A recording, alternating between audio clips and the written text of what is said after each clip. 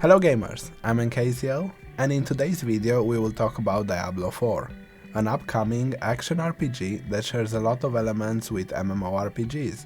Some people will even consider it an MMO. I think Blizzard did a brilliant job here. In an attempt to create a game that would appeal to a mass audience, they combined various elements found in both ARPGs and MMORPGs.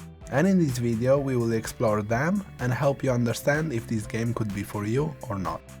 If you are uncertain about dropping 60 to 90 pounds on the game, this upcoming weekend, 24th to 27th of March, you will have the opportunity to test the game for free.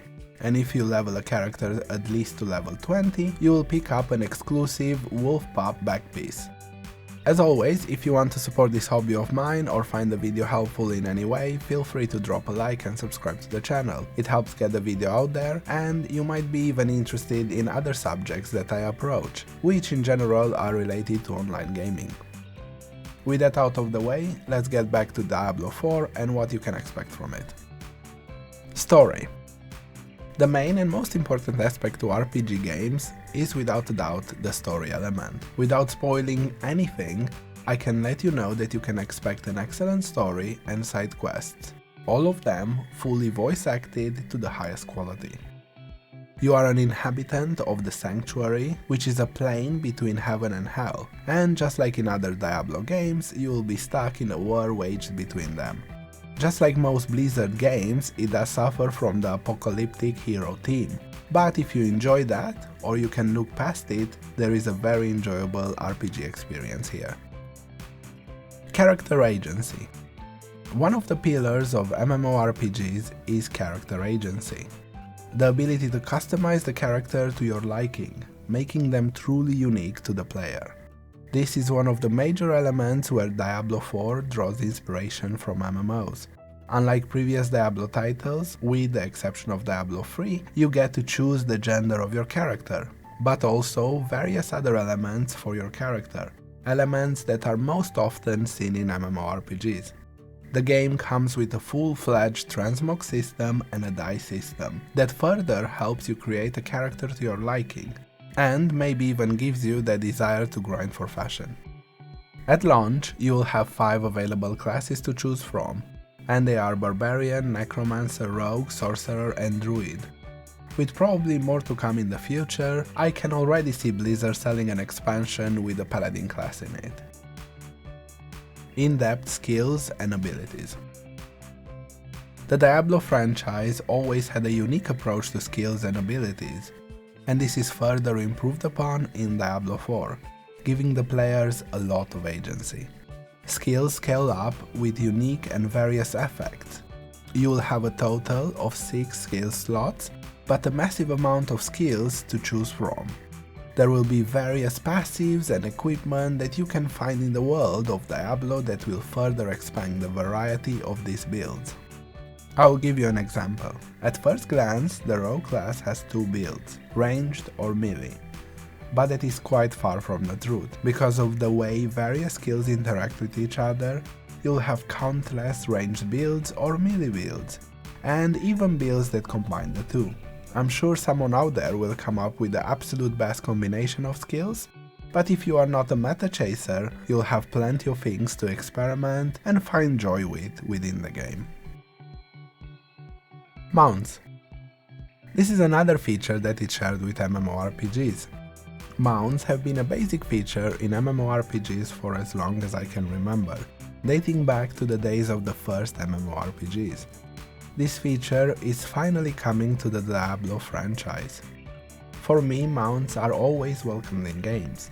It's a low-effort feature from the devs that provides countless hours of content for people, since there will be quite a few people that will enjoy the activities related to those features, like farming for a specific rare mount. On top of that, it makes traveling a bit less frustrating, and to some degree shows confidence from the developers in their product. Developers that don't have a lot of content often enough try to stretch it out by making the player run from place to place. Basically, the worst kind of filler content. So, not doing that is always a plus in my books.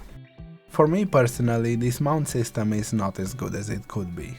It appears that the only mounts available will be horses, which, let's face it, is kinda boring.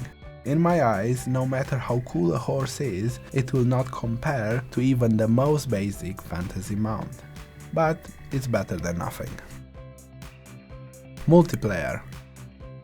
Diablo was always a franchise that you could enjoy both solo and with friends. This seems to be the case for most of the content in Diablo 4. You will be able to complete it solo or in a party of up to 4 people. The content will scale based on your level and your party size. And of course, multiple players will be able to synchronize with each other and potentially perform a lot better than only one person could. I mentioned Diablo is not a full-fledged MMORPG, and the way multiplayer works is the main reason for it. While you will be in town, you will see countless other players, and it will very much feel like an MMORPG. But the moment you start venturing into the world, you'll only meet players from time to time. The world is split into layers, and the number of players on one layer is pretty small. This helps the game retain that feeling from the Diablo franchise. There will be an exception to this, and you may have already heard, but there will be world bosses. These world bosses will take quite a few players to complete, and when participating in this content, the game feels very much like an MMORPG. Content. We did not get to experience any endgame content in the early access beta, so I cannot comment on that. But the extent of the content we got to experience is pretty decent in my opinion. The game features story quests and side quests, world events, world bosses, procedurally generated dungeons, exploration activities, collectibles, and even some crafting. Personally, I was quite impressed with what I experienced. But please take that with a grain of salt, because I'm a very positive person and I always love the first few days or even weeks of a new game. That being said, regardless if I end up playing this game for a longer period of time or not, in my opinion, I believe the content available is worth the full price. PvP. I'm a PvPer, at least sometimes, and I always feel like no multiplayer game is complete without the option to PvP for those interested. I love what Diablo did with their PvP. It is fully opt-in, so to participate in open world PvP you will need to enable this in options. There will also be a map called Fields of Hatred that will feature some objectives that you will need to complete under the threat of PvP. All PvP content is optional as far as I can tell, so it will be there for people that enjoy it like myself, but the game will not force you to participate if you do not want to. These are the major points that I wanted to share about Diablo. I think it's a fantastic game and it does a lot of things right. I look forward to its release and playing it, especially the fashion grind and the PvP. I believe in this day and age it can be very much considered an MMORPG, since we already have MMOs like Destiny 2 and Warframe, and it shares enough features to be considered one. What do you think of Diablo 4? Is it an MMO from your point of view? Let me know in the comment section below. Thanks for watching. If you enjoyed the video, please consider leaving a like and subscribing. See you in the next one, gamers!